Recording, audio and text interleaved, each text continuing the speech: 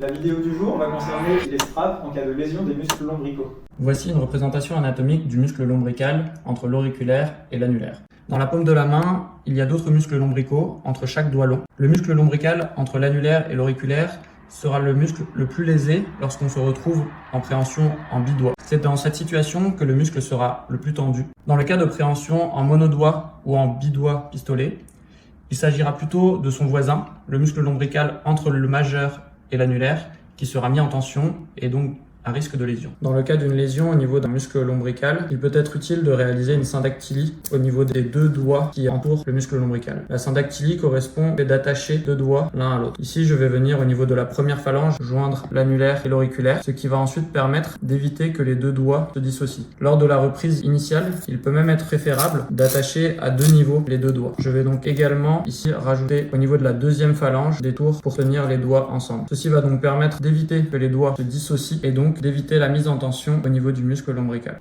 Le strap va aider à soulager la structure lésée, mais dans tous les cas, il faut garder une progressivité dans la reprise de la grimpe et demander conseil à un professionnel qualifié. Si cette vidéo t'a plu, n'hésite pas à la liker ou à la partager. Tu peux également t'abonner à la page de PC Training Et aussi à la page de Julien, Climb Exercise Kiné Chambéry.